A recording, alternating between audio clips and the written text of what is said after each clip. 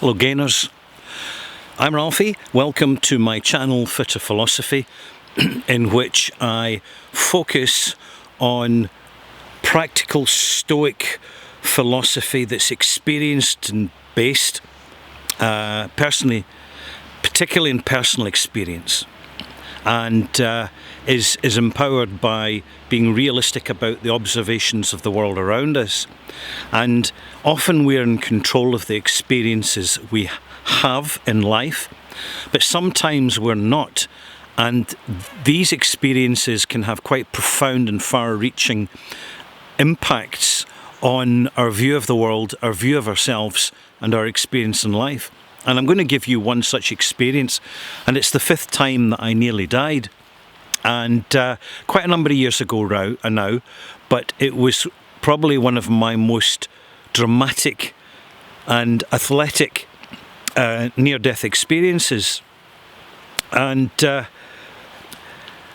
the end of it, I'll come to how it impacted the rest of my life.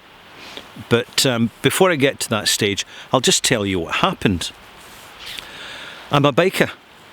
I have been for a number of decades, so I've got plenty of experience around bikes.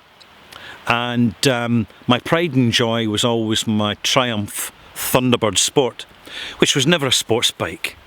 It was just a big, heavy, over-engineered, lumpy Triumph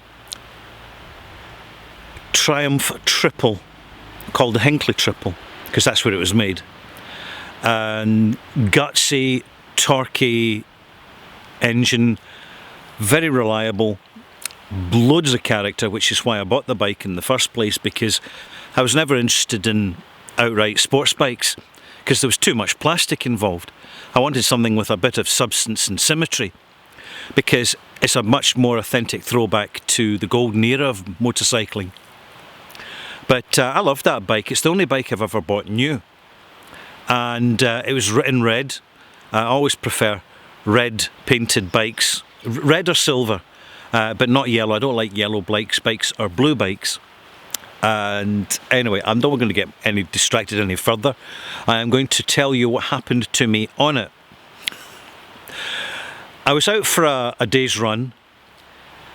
It had been dry, but it was turning damp. In other words, the rain clouds were charging in from the west coast. I knew it was going to get wet, and I could also tell, being on a motorcycle and being exposed as one is, that the temperature was dropping rapidly.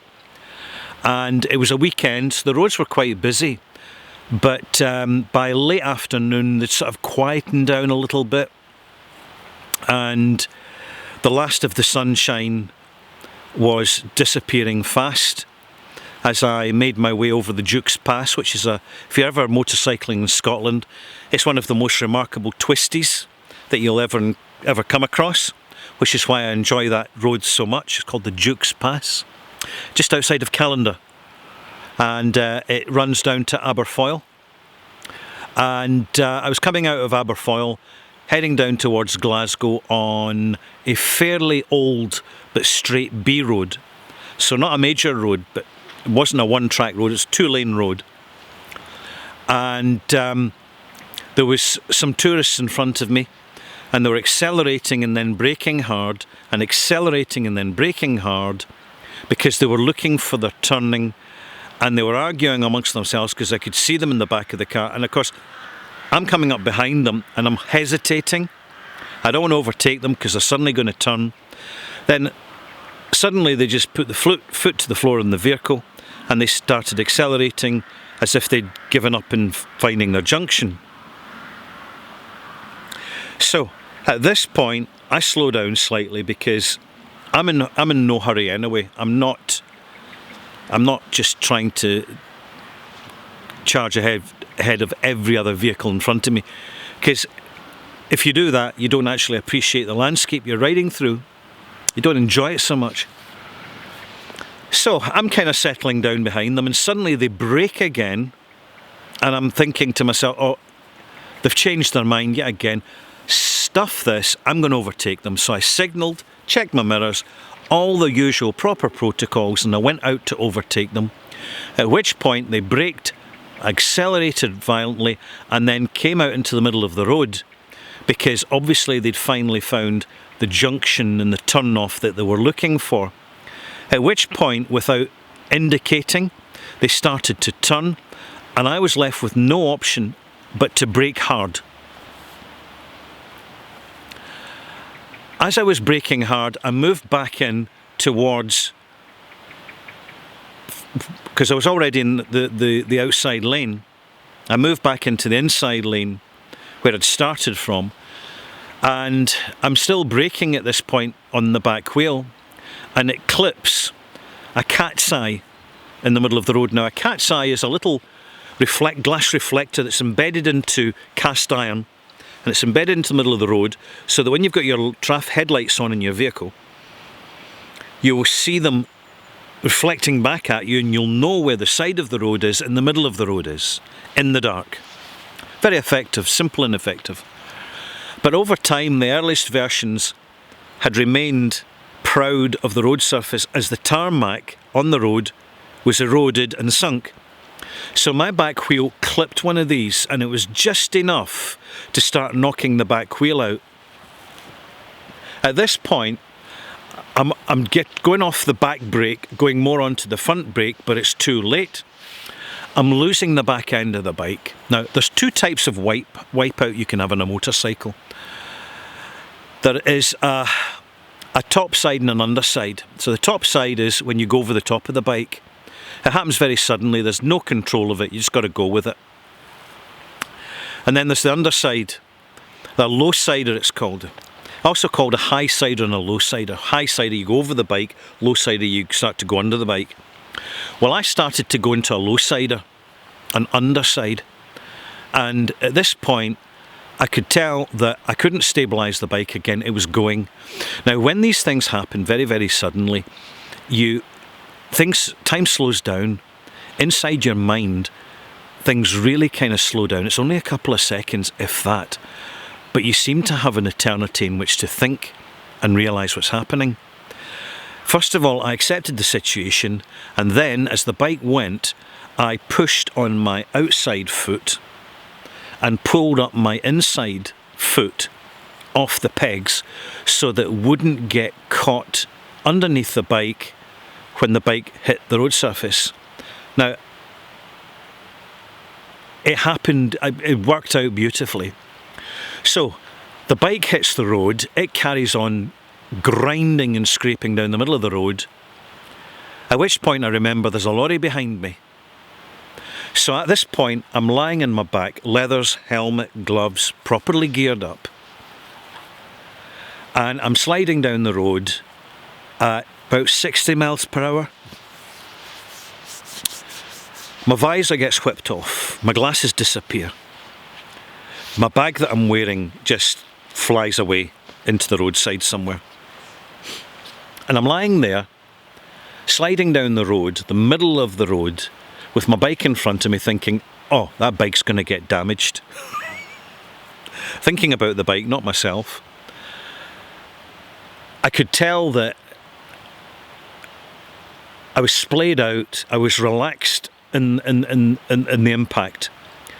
So it had been really kind of, almost as if I'd been aquaplaning in a solid surface. I'm looking at the sky and I'm thinking, hang about, looks like the sun's coming back, look at the fluffy clouds. I could hear the bike stopping, and then I stopped. At which point I'm lying there, wondering if anything's broken, and it was reassuring to hear the screech of air brakes on the lorry behind me, and I was wondering, do I just lie where I am and the lorry will go right over the top of me?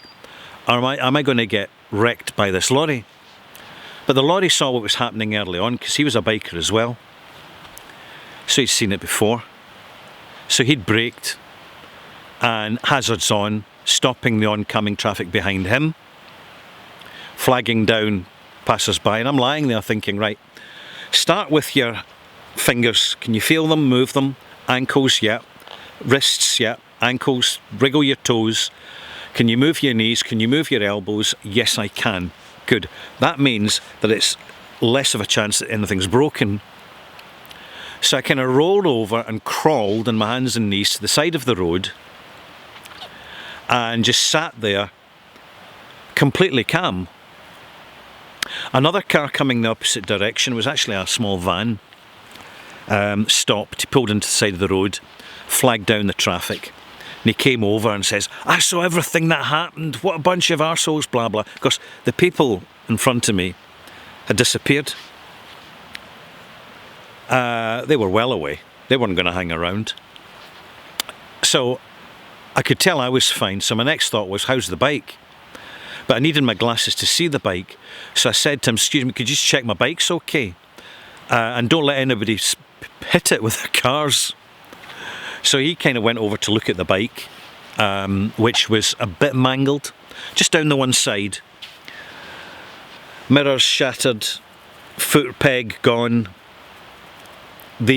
Literally 2 weeks beforehand, I'd put on engine bars, which are protecting bars that you put on a motorcycle to save the engine getting damaged in these sorts of impacts. And literally I'd put it on 2 weeks before, and it saved the bike.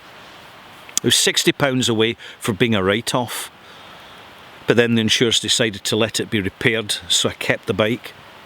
Meanwhile, this is many weeks later, by the way, mustn't get too ahead of myself. So I'm sitting there, and the lorry driver comes up with my bag, a broken visor, some mangled spectacles. Says, "Your bag's all right, it just flew into the bushes. There's nothing damaged in there. There's a glass bottle in there with some water." The glass bottle was completely intact. And so I'm sitting at the side of the road. Then the adrenaline's really kicked in. So I'm not feeling anything in particular. I'm just feeling buzzed. So the lorry driver heads off because he's helped me with the van driver pick up my bike and push it to the side of the road. And I've called the Green Flag, which was the breakdown recovery service. And they'd checked me and said, "Are you okay? Are you fine?" And I was fine. So I was sitting there for about an hour and a half before the pickup flatbed arrived. And I went up to give my hand, really, really interesting guy, lovely, lovely guy, to give my hand getting the bike up. And literally my strength had gone because the trembles were starting to kick in. The adrenaline was wearing off. So he noticed this and said, "Do you want to smoke?" And of course I stopped smoking at this point, but he offered me a roll up, and I tell you what, it was one of the finest smokes I'd had. I really enjoyed that smoke. In fact, he gave me a second and a third. I'd picked the wrong time to stop smoking. But the bike was eventually repaired.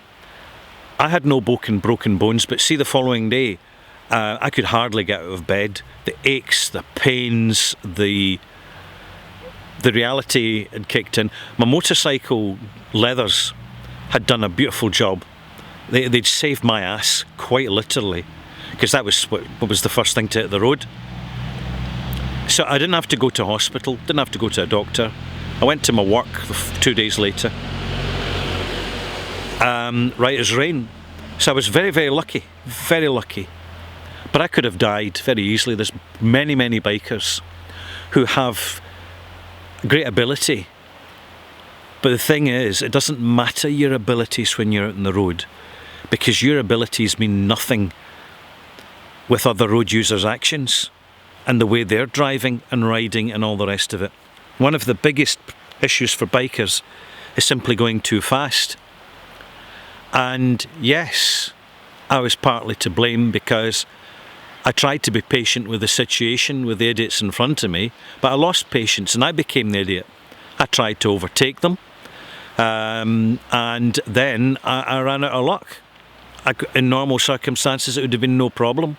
But in that particular day, with the dampness in the road, with the cat's eye pushing above the surface, I had no chance. The dice were rolled, and I got a double one, not a double six.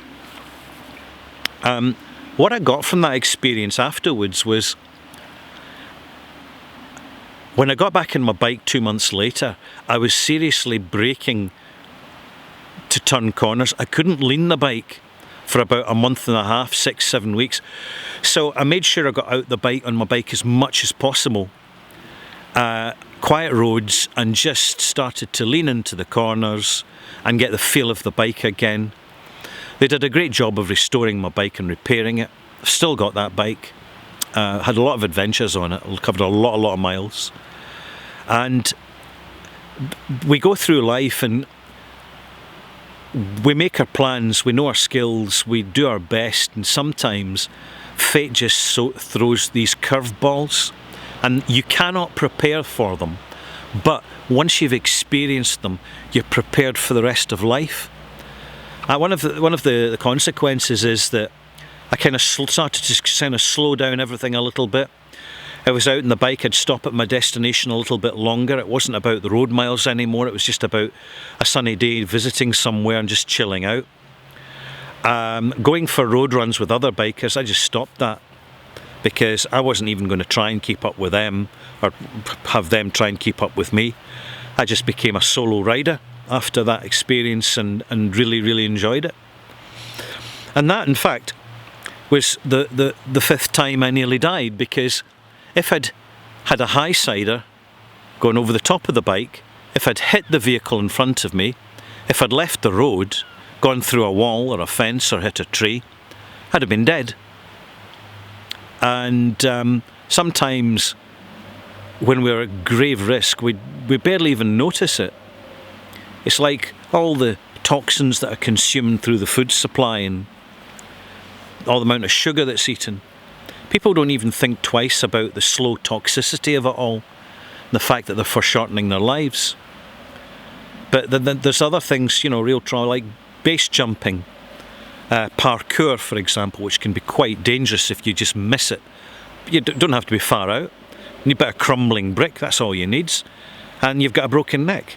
But there's risks in life, and we have to measure these risks before we take these risks and roll with the experience, because at the end of it all, something I've observed over the years as a funeral director is that it's not so much the years in your life that count, it's the life in your years.